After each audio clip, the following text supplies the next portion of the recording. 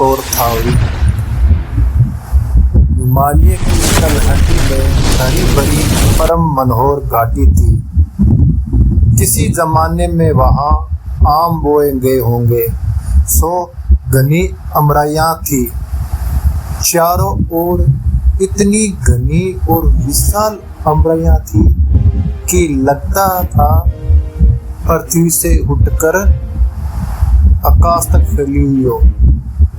पेड़ों की छांव इतनी सघन थी कि दिन में भी रात होने का भ्रम होता था। वृक्षों की हरियाली तन मन को शीतलता प्रदान करती थी।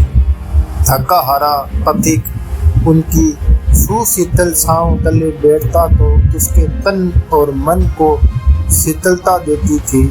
शहद से मीठे आमों की सुगंध से सुवासित मनोहर वातावरण में कोयलों की काकली और नाना तरह के पक्षियों की चहचहाट से वह घाटी गूंजती रहती थी। पर्वत से झरझर झरते झरने, अमराइयों के बीच कल कल छल छल बहती हुई नदियाँ, शीशे की तरह चमकता पारदर्शी पानी, खिले हुए फूलों की सुगंध से वहाँ सड़क के नंदन कानन का दृश्य उतर आया था। उसी सुंदर तलहटी से थोड़ी दूर में गांव बसा हुआ था। गांव के चारों ओर घनी अमराइयाँ थी। इतनी घनी थी कि सूर्य की किरणें मुश्किल से ही प्रवेश हो पाती थी। उस गांव में रहते थे नाथू और उसकी पत्नी थावरी। नाथू का स्वभाव बहुत अच्छा था। वह छोटे बच्चों से बहुत प्यार करता था। उसकी झोंपड़ी के सामने पेड़ पौधों पर पानी के बर्तन टंगे रहते थे। छोटे मोटे जीव जंतु और पक्षी दिन भर बने रहते, शोरगुल करते और खाली समय में नाथू के चारों ओर मंडराते रहते। नाथू उनके साथ बहुत सुखी से रहता था, मगर थावरी को वह शोरगुल बिल्कुल पसंद नहीं था। वह नाथू से हमेशा लड़ाई करती और कहती, दुनिया भर के तोते, गोरैया, कबूतर, गिलहरियाँ, कौवे, तितर, बटेर दिन भर शोरगुल करते रहते हैं। आंगन में कुछ रखने और सुखाने का भी धर्म नहीं है। ऐसा प्रेम किस काम का? नाथू थावरी की बातें चुपचाप सुन लेता। उसके यहाँ आने वाले पक्षियों में से एक तोता नाथू से बहुत घुल मिल गया था।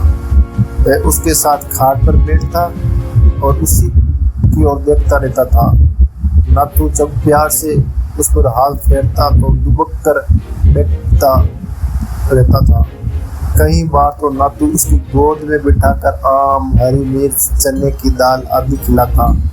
तोता उसके कंधे पर भी बैठ जाता और उसके साथ साथ घर आंगन में घूमता।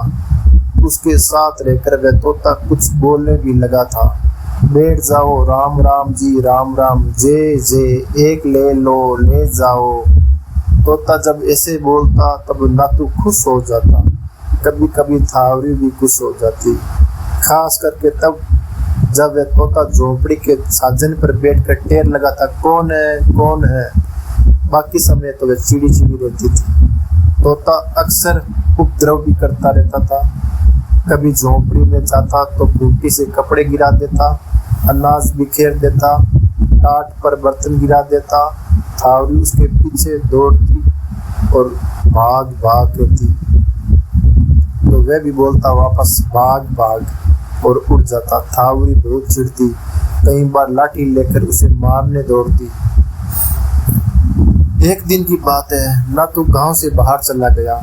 जाते समय वह थावरी को कह गया कि जीव जंतु और पक्षियों को ध्यान रखे, उन्हें समय समय पर दाना पानी डालती रहे। थावरी ने कोई ध्यान नहीं दिया। तोते ने नाथू को कहीं नहीं देखा तो वह दिन भर टें टें करता रहता, इधर से उधर उड़ता रहता। थावरी परेशान हो गई, उसे बहुत गुस्सा आया। थावरी ने अपने लिए खिचड़ी पकाई थी, थाली में परोसकर ऊपर घी डाला और उस पर लाल मिर्च बूर कर वह किसी काम से बाहर चली गई। तोते राम को वह खाना पसंद आ गया।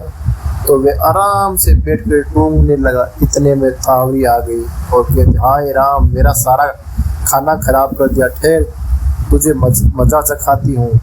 ऐसे कहते पास ही पड़ी झाड़ू उठाई और पूरी ताकत से तोते पर फटकार दी। तोता निश्चित था, अतः उस पर जोरदार मार पड़ी। एक बार तो वह वहीं उलट गया। थावरी थोड़ी चौंक गई। तब तक तोता संभला और भागने लगा। थावरी उसे छोड़ने वाली नहीं थी। उसने उसे झोंपड़ी से बाहर निकालकर ही दम लिया। उसके बाद तोता थावरी को दिखाई नहीं दिया। 2-4 दिन बाद नातू आया तो बाहर से चिल्लाता हुआ आया, तोते राम, सीता राम, नातू आया, आओ राम। मगर वहां तोता कहाँ था? वे व्याकुल हो गया। हमारा तोता कहाँ चला गया? उसने थावरी से पूछा। मैंने उसको घायल करके कहीं भगा दिया, कोई जानवर खा गया होगा या वह कहीं भाग गया होगा। जीवन में पहली बार नातू को बहुत क्रोध आया, मगर उसने कुछ कहा नहीं। अब नातू उदास रहने लगा। उससे तोते की बहुत याद आती थी। तब उसके यहाँ गोरैया, कोए, गिलहरी, कबूतर सब पहले की तरह आते थे, लेकिन मगर तोता नहीं आता था। तोते के बिना नातू को कुछ अच्छा नहीं लगता था। एक दिन वे अमरइयों की तरफ निकल गया। मन उदास था। फिर भी वे ईंधन की लकड़ियां चुनता जा रहा था। घनी अमरइयों के बीच एक झाड़ी में उसने सुना जैसे कोई कह रहा हो, कौन है, कौन है? वे खुशी से नाच उठा। नातू आया, तोते राम, आओ आओ मेरे राम। पल भर में ही उसका तोता झाड़ियों से निकला और कंधे पर फुदकने लगा। अपनी पुरानी बोली में राम जी, राम राम, राम राम, सीता राम कहने लगा। उधर झाड़ियों में से लगातार टें टी का शोर होने लगा। नाथू ने प्यार से कहा, अरे वाह मेरे तोते राम, लगता है यहाँ आकर तूने अपनी पूरी गृहस्थी जमा डाली। उसने झाड़ियों के भीतर जाकर देखा तो तोते का पूरा परिवार टें कर रहा था। तोता एक बार उसके कंधे पर बैठता और एक बार अपने परिवार के पास चला जाता।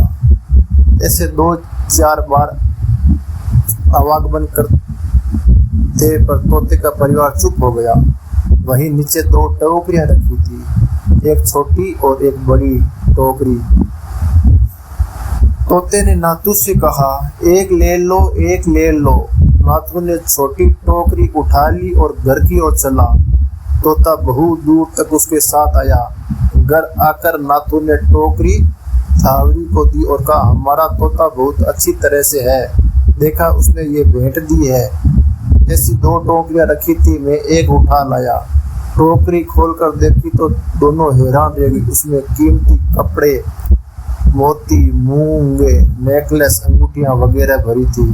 थावरी खुश तो नहीं हुई, उल्टे नातू को भला बुरा कहने लगी। तुम तो बुद्धू हो, दोनों टोकरियां क्यों नहीं ले आए? ऐसे कहकर वह बाहर निकल गई। मैं अभी लेकर आती हूँ दूसरी टोकरी। वह गई, चुपचाप टोकरी लेकर चल पड़ी, मगर रास्ते में ठोकर खाकर गिर पड़ी। टोकरी गिरती उसमें सांप, बिच्छू आदि बिखर गए। उन्हें देखते ही थावरी उठकर भागी। घबराती हुई झोंपड़ी तक पहुंची भी नहीं थी कि धड़ाम से नीचे गिर गई और बेहोश हो गई। होश आने पर उसने सोचा, बुरे व्यवहार का बुरा नतीजा होता है। उसके बाद वह तोते से और उसके झोंपड़ी में जितने भी जी जिनावर होते थे उसे सबसे प्यार करने लगी।